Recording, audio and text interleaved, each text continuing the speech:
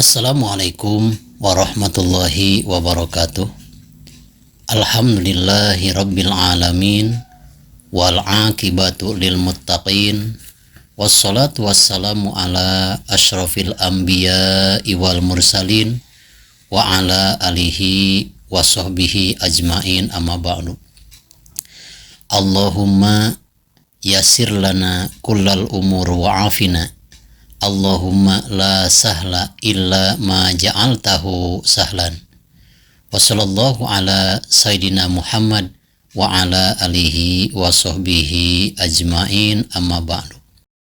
Puja dan syukur kita panjatkan ke hadirat Allah Subhanahu wa taala, dan semoga saat ini kita selalu ada dalam naungan rahmat dan maghfirah Allah Subhanahu wa taala. Semoga selamanya kita ada juga dalam taufik dan hidayah dari Allah Subhanahu wa taala, sehingga kita tetap semangat untuk melakukan hal-hal kebaikan untuk kebaikan kita nanti di akhirat. Dan mudah-mudahan kita juga bermohon kepada Allah Subhanahu wa taala, semoga hasrat-hasrat atau cita-cita keburukan yang kita cita-citakan, mudah-mudahan Allah Subhanahu wa taala memberikan taufik dan hidayah sehingga keburukan yang kita cita-citakan bisa diurungkan dan bisa dibelokkan menuju jalan kebaikan. Amin ya Allah ya rabbal alamin. Juga kami tak lupa menghaturkan banyak terima kasih kepada seluruh subscriber Rahmatul Ummah yang telah mendukung channel ini, sehingga alhamdulillah kami beserta tim kreator tetap bersemangat untuk mengirimkan tausiah-tausiah terbaru yang beraliran Ahlus Sunnah wa Jamaah. Tausiah kali ini akan membahas tentang fidyah sholat. Yang dimaksud dengan fidyah di sini adalah harta yang kita keluarkan untuk mengganti sholat 5 waktu. Perlu kita ketahui, fidyah ini khusus bagi orang-orang yang tertentu. Jangan sampai mentang-mentang ada hukum fidyah, orang-orang kaya, orang-orang yang berduit banyak, malas untuk sholat 5 waktu sehingga menyuruh kepada orang lain. Tolong, saya sedang malas, tidak mau sholat zuhur, saya wakilkan sholat saya kepada engkau dengan bayaran 4 rakaat 200.000 misalnya. Itu tidak boleh. Karena sholat ini termasuk ibadah badaniyah yang tidak bisa diwakilkan. Walaupun ada ibadah-ibadah badan yang boleh diwakilkan kepada yang lain apabila orang yang bersangkutan tidak mampu untuk melaksanakannya.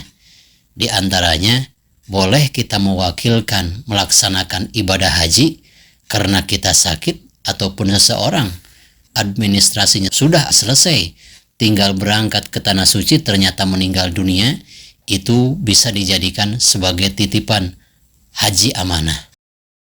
Lain halnya dengan sholat. Walaupun ada fidyah, fidyah ini hanyalah bagi orang-orang yang tertentu saja.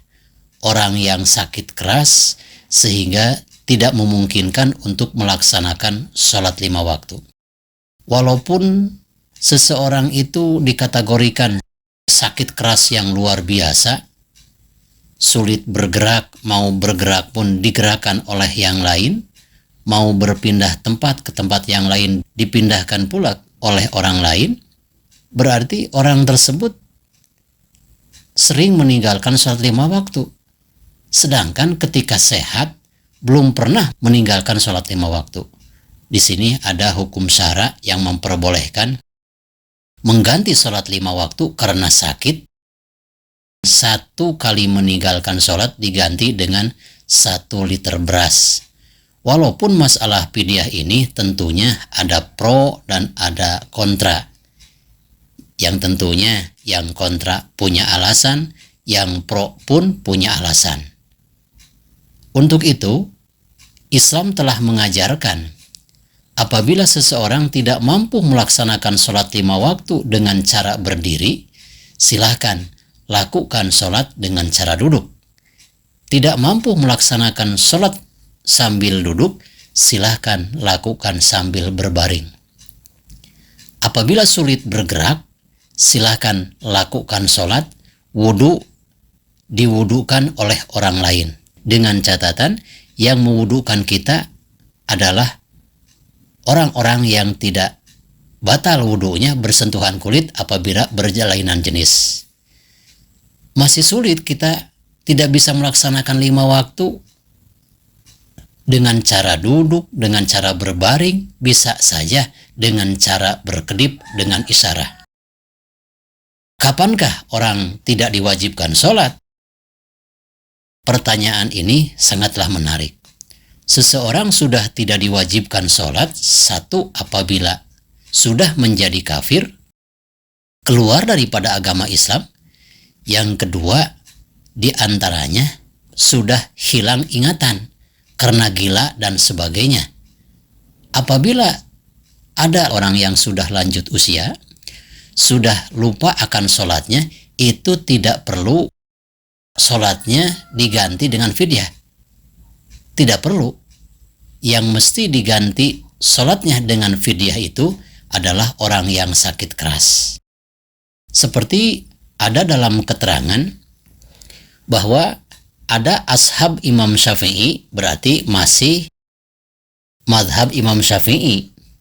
Dalam kitab I'anatut Thalibin jilid 1 halaman 24, wa fi wajhin alaihi kasiruna min ashabina annahu yut'imuhu an kulli sholatin mudan. Apabila seseorang meninggal dunia dan meninggalkan sholat 5 waktu, dengan arti punya hutang sholat 5 waktu yang ditinggalkan karena sakit keras, di rumah sakit karena diinfus, ingatan masih ada, tapi sulit untuk bergerak, karena kalau orang sakit keras sudah diinfus dan sudah dipasang alat-alat medis yang lain pada tubuhnya, kalau dibuka itu pasti merepotkan. Sehingga sebelum mengkodok sholatnya karena tidak kunjung sembuh sakitnya, maka sholat yang ditinggalkan ketika sakit yang sangat keras, kalau sembuh itu boleh dikodok, kalau tidak sembuh berarti silahkan keluarganya yang menghitung berapa waktu sholat yang ditinggalkan, maka 1 kali sholat yang ditinggalkan bisa diganti dengan 1 liter beras, atau dengan bahasa fikih disebutnya 1 mud, berarti kurang lebih adalah 1 liter beras. Juga diantaranya ketika keluarganya mengeluarkan fidyah, mengeluarkan beras sesuai dengan hitungan sholat 5 waktu yang ditinggalkan, apabila 1 minggu tidak melaksanakan sholat 5 waktu, berarti 7 hari kali 5 waktu sama dengan 35 waktu. Berarti kalau 1 minggu meninggalkan sholat karena sakit keras, berarti ini adalah 35 liter beras. Harus ada ikrar, harus ada kata penyerahan dari keluarga jenazah kepada orang yang akan diberikan fidyah orang yang meninggal, dengan mengatakan begini bahasanya untuk ikrar menyerahkan fidyah mengganti sholat 5 waktu orang yang meninggal dunia.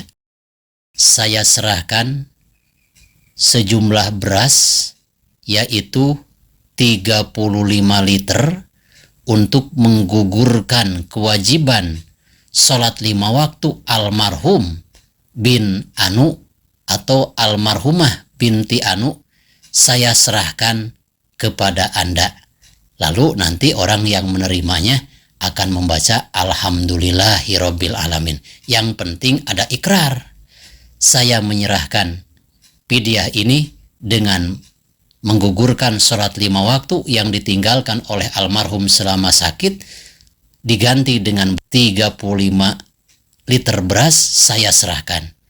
Itu saja sudah cukup. Insya Allah, mudah-mudahan dengan berharap ridho Allah Subhanahu wa Ta'ala, semoga fidyah-fidyah yang telah kita keluarkan untuk menukar atau mengganti kewajiban sholat 5 waktu yang ditinggalkan oleh keluarga kita yang sudah meninggal karena meninggalkan sholat karena ada uzur, sakit yang keras, mudah-mudahan diterima oleh Allah Subhanahu wa Ta'ala. Mudah-mudahan segala apa yang telah saya sampaikan besar manfaatnya, khususnya bagi saya dan umumnya bagi kita sekalian. Wassalamualaikum warahmatullahi wabarakatuh.